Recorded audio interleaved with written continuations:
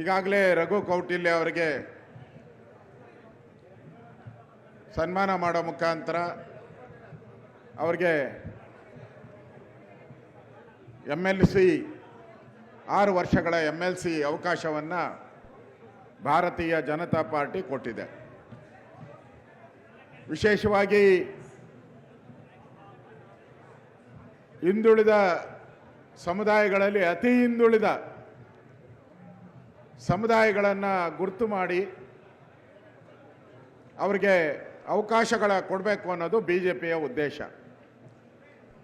ಹಿಂದುಳಿದ ವರ್ಗಗಳ ಅತಿ ಹಿಂದುಳಿದ ವರ್ಗಕ್ಕೆ ಪ್ರಾಧಾನ್ಯತೆ ಸಿಗಬೇಕು ಅನ್ನೋ ದೃಷ್ಟಿಯಿಂದ ರಘು ಕೌಟಿಲ್ಯ ಅವರಿಗೆ ಈ ಅವಕಾಶವನ್ನು ಕೊಟ್ಟಿದ್ದೀರಿ. ಅವರು ಇವತ್ತು ಸನ್ಮಾನಿತರಾಗಿದ್ದಾರೆ. ನಿಮ್ಮೆಲ್ಲರ ಪರವಾಗಿ ಒಂದು ಜೋರ ಚಪ್ಪಾಳೆ ತಟ್ಟು ಮುಖಾಂತರ ಅವರಿಗೆ ನಾವು ಸನ್ಮಾನವನ್ನು ಮಾಡಿದ್ದೀರಿ. ಪ್ರಮುಖವಾಗಿ ಇವತ್ತು ದೇಶದಲ್ಲಿ SIR ನಡೀತಾ ಇದೆ. ಇಲ್ಲಿ ಬಂದಿರತಕ್ಕಂಥವ್ರು ಎಲ್ಲರೂ ಕೂಡ SIR ಅಲ್ಲಿ ಪಾಲ್ಗೊಳ್ಬೇಕು.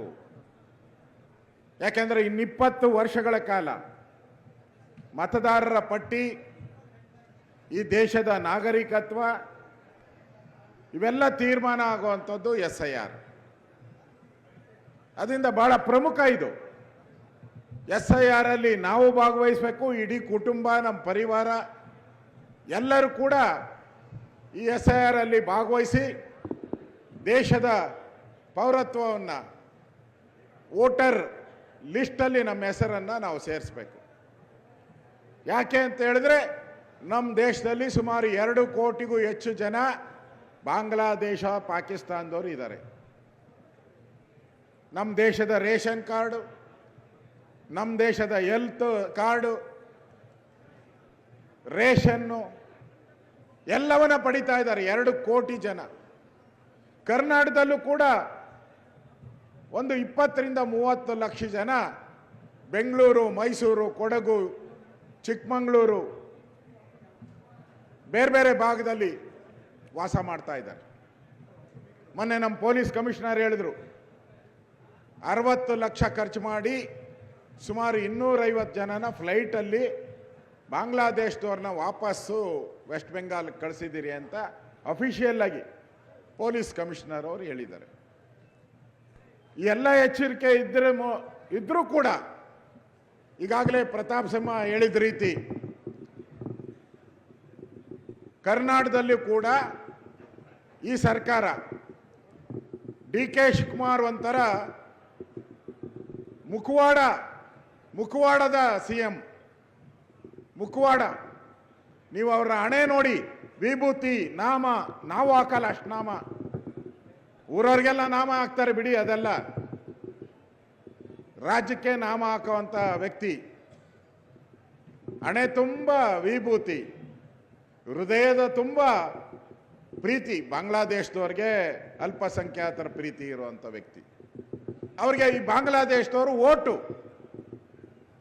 ಯಾವ ರೀತಿ ವೆಸ್ಟ್ ಬೆಂಗಾಲಲ್ಲಿ ಮಮತಾ ಬ್ಯಾನರ್ಜಿ 3,000 ರೂಪಾಯಿಗೆ, ಕೇವಲ 3,000 ರೂಪಾಯಿ ಕೊಟ್ಟರೆ ನಿಮಗೆ ಆಧಾರ್ ಕಾರ್ಡು, ರೇಷನ್ ಕಾರ್ಡು ಎಲ್ಲ ಕೊಟ್ಬಿಡ್ತಾ ಇದ್ರು. ಯಾರ ಮೊನ್ನೆ ಕಾಂಗ್ರೆಸ್ಸಿನ ಅಧ್ಯಕ್ಷರು ಹೇಳ್ತಾ ಇದ್ದಾರಂತೆ, ಹರಿಪ್ರಸಾದ್, ಕೇಂದ್ರ ಸರ್ಕಾರ ಅವ್ರದೇ, ಯಾಕೆ ಇವ್ರನ್ನ ಒಳಗಡೆ ಬಿಟ್ಟರು? ನಾವು ಬಿಟ್ಟಿಲ್ಲಪ್ಪ, ನಿಮ್ಮ ಪಾರ್ಟ್ನರ್ ಮಮತಾ ಬ್ಯಾನರ್ಜಿ ಬಿಟ್ಟಿರೋದು. ಹಿಂದೆ ದೇಶ ಆಳಿದ್ರಲ್ಲ ನೀವು ಮನಮೋಹನ್ ಸಿಂಗ್ ಇದ್ದಾಗ, ಬಿಟ್ಟಿರೋದು. ನಾವು ಬಿಡ್ತಾ ಇಲ್ಲ, ನಾವು ಅವ್ರನ್ನೆಲ್ಲ ಓಡಿಸ್ತಾ ಇದ್ದೀರಿ. ಬಿಟ್ಟೋರು ನೀವು, ಹಿಂದೆ ಕಾಂಗ್ರೆಸ್ ಸರ್ಕಾರ ಇದ್ದಿದ್ದು ನೀವು ಬಿಟ್ಟಿರೋದು. ಇದಕ್ಕೆ ತಡೆ ಮಾಡ್ತಾ ಇದ್ದೀರಿ. ಈಗ ಕರ್ನಾಟಕದಲ್ಲಿ ಇರುವಂಥ 20-30 ಲಕ್ಷ ಬಾಂಗ್ಲಾದೇಶದವರು, ಪಾಕಿಸ್ತಾನದವರು ಅವರು ಎನ್ರೋಲ್ ಆಗೋಕ್ಕೆ ಆಗ್ತಾ ಇಲ್ಲ. ಕಾಂಗ್ರೆಸ್ ಅವ್ರಿಗೆ ಅವ್ರು ಎನ್ರೋಲ್ ಆಗಬೇಕು. ಅವ್ರ ಮತದಾರ ಪಟ್ಟಿಯಲ್ಲಿ ಸೇರ್ಕೊಂಡ್ರೆ ಪಕ್ಕಾ ಓಟ್ ಅವ್ರಿಗೆ, ಕಾಂಗ್ರೆಸ್ಗೆ ಪಕ್ಕಾ ಓಟ್. ಅದಕ್ಕೆ ಅವರೊಂದು ಪಕ್ಕಾ ಸ್ಕೀಮನ್ನು ಮಾಡಿದ್ರು. ಏನು ಅಂದರೆ ರೆಸಿಡೆನ್ಷಿಯಲ್ ಸರ್ಟಿಫಿಕೇಟ್ ಕೊಡ್ತಾರೆ ಈಗ ನಿಮಗೆ, ಪರ್ಮನೆಂಟ್ ರೆಸಿಡೆನ್ಷಿಯಲ್, PRS.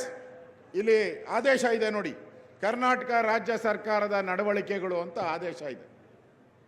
ಆದೇಶ ಹೊರಡಿಸಿದ್ದಾರೆ. ಶಾಶ್ವತ ನಿವಾಸ ಪ್ರಮಾಣ ಪತ್ರ ಪರ್ಮನೆಂಟ್ ರೆಸಿಡೆಂಟ್ ಸರ್ಟಿಫಿಕೇಟ್ PRC ಕುರಿತು ಸಮಗ್ರ ಮಾರ್ಗಸೂಚಿ ಹೊರಡಿಸುವ ಬಗ್ಗೆ ಅಂತೇಳಿ ಆದೇಶದ ಕಾಪಿ ಇದೆ ನನ್ನ ಹತ್ರ. ಈ ಆದೇಶದ ಕಾಪಿಯಲ್ಲಿ ಏನಿದೆ ಅಂದರೆ 10 ವರ್ಷ ಇದ್ದರೆ ಸಾಕು. ನೀವು 10 ವರ್ಷ ಇದಾರೋ ಇಲ್ಲೋ ಗೊತ್ತಿಲ್ಲ, ಹೆಸರಿಗಷ್ಟೇ.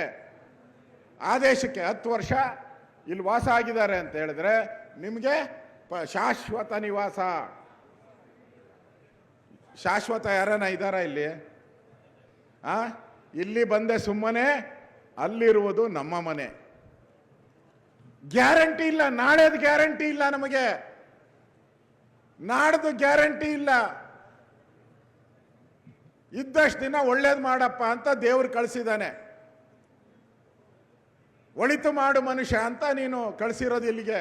ಈ DK ಶಿವಕುಮಾರ್ ಅವ್ರಿಗೆ ಶಾಶ್ವತವಾಗಿ ಕೊಡ್ತಾರಂತೆ. ಶಾಶ್ವತ ಅಂದರೆ ಏನು? ಬಾಂಗ್ಲಾದೇಶದವ್ರಿಗೆ ಸರ್ಟಿಫಿಕೇಟ್ ಕೊಡೋಕ್ಕೆ ಮಾಡ್ತಾ ಇರುವಂಥ ಸ್ಕೀಮ್ ಇದು. ಕೂಡಲೇ ಇದನ್ನು ನಾವು ವಾಪಸ್ ತೆಗಿಬೇಕು. ನಿಮ್ಗೆ ಅಧಿಕಾರನೇ ಇಲ್ಲ. ಸಂವಿಧಾನದ ಆರ್ಟಿಕಲ್ ಪ್ರಕಾರ ನಿಮಗೆ ಅಧಿಕಾರ ಇಲ್ಲ. ಕೇಂದ್ರ ಸರ್ಕಾರ ಮಾತ್ರ ಪೌರತ್ವವನ್ನು ಕೊಡ್ತಕ್ಕಂಥದ್ದು. ಕೇಂದ್ರ ಸರ್ಕಾರ ಮಾತ್ರ ಪರ್ಮನೆಂಟ್ ಈ ದೇಶದ ನಾಗರಿಕ ಯಾರು ಅಂತೇಳಿ ಸರ್ಟಿಫಿಕೇಟ್ ಕೊಡುವಂಥ ಅಧಿಕಾರ ಕೇಂದ್ರ ಸರ್ಕಾರಕ್ಕೆ ಮಾತ್ರ ಇರೋದು.